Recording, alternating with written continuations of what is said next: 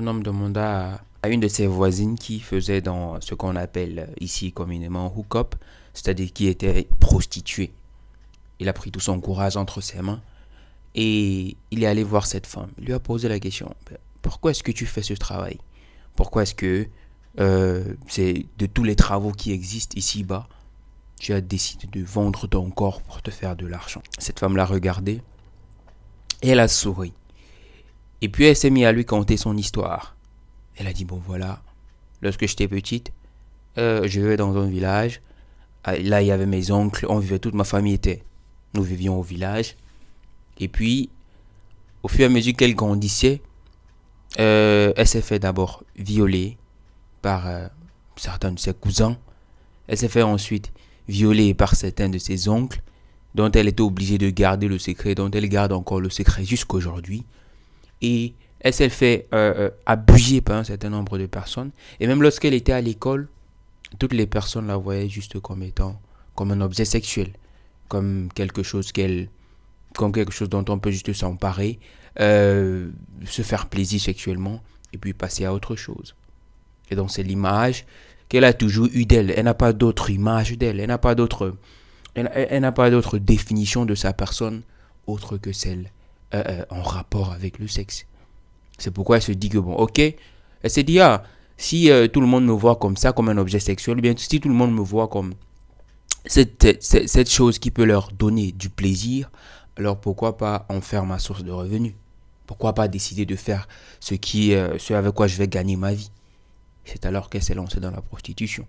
C'est alors qu'elle a décidé que, ok, je vais vendre mon corps pour me faire de l'argent, que au lieu de me donner aux gens gratuitement, vaut mieux déjà que je puisse gagner un peu d'argent avec cela. Excusez-moi parce que je tremble un peu, il fait très froid de ce côté. Alors lorsque cet homme a écouté ce que cette femme a dit, il était terrifié. Il était tellement blessé parce que auparavant il avait jugé. Auparavant il s'est dit, ah, quel est ce genre de femme? Auparavant il s'est dit, ah, n'a-t-elle pas de parents? N'a-t-elle pas de conscience? N'a-t-elle pas autre chose à faire? Auparavant il s'est dit en lui-même, quel est ce genre de femme qui se vend ainsi? Je ne pourrais jamais épouser ce genre de femme. Je ne pourrais jamais me mettre en relation avec une femme pareille. Je ne pourrais même jamais me côtoyer ce genre de femme. Ce sont les jugements qu'il a dit. Et ouvrant son cœur sincèrement à la femme, il lui dit que, en fait, j'étais jugé auparavant. Avant, je disais dans mon cœur que tu es une très mauvaise femme. Que tu es une femme de très mauvais caractère, certainement. C'est pourquoi aucun homme ne veut rester avec toi. Que tu es une femme qui n'a aucune vision et qui ne veut que la facilité. C'est pourquoi tu décides de vendre le sexe. C'est pour ça.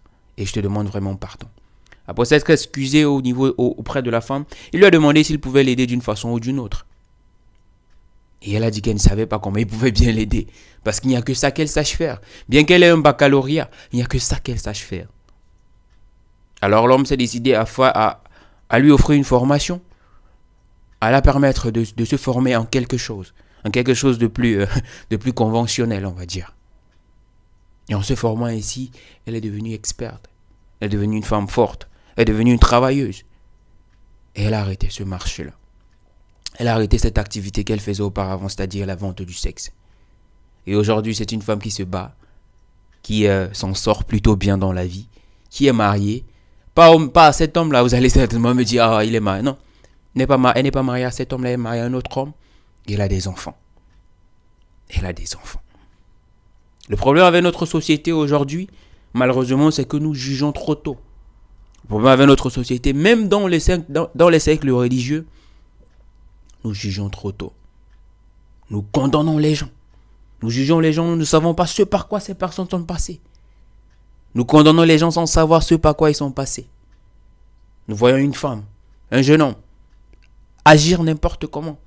Et tout ce qu'on a à faire, au lieu d'essayer de comprendre cette personne, au lieu d'essayer de trouver une solution pour améliorer l'état et la vie de cette personne, on se contente juste de les juger de loin et de les taxer de sorciers, de les taxer de racailles. De les taxer de racailles. Combien de personnes as-tu vu toi et as-tu jugé? Combien de personnes as-tu vu dans une situation difficile? As-tu dit certainement, ce sont ces actions qui l'ont amené là? Mais la plupart des gens au dehors, la plupart des gens que nous voyons ici dehors, ils tremblent un loup secret, des loups secrets. Ils trimballent de loups traumatismes. Ils trimballent de loups système de pensée. Lorsqu'une petite fille, par exemple, comme celle dans l'histoire que je viens de raconter, grandit en se disant en elle-même qu'elle ne peut faire autre chose que de se vendre sexuellement, est-ce que vous pensez qu'elle le dit comme si c'était une raison? Non. C'est parce qu'en grandissant, c'est ce système de pensée qui a été bâti au fond d'elle. Ce qui fait qu'aujourd'hui, elle ne se voit pas autrement que tel qu'un objet sexuel. Et il y a plusieurs d'entre nous comme ça. Plusieurs des gens qui se lèvent et qui sont des bandits, qui sont des voleurs. Des gens qui se lèvent qui sont des malhonnêtes pas tentés.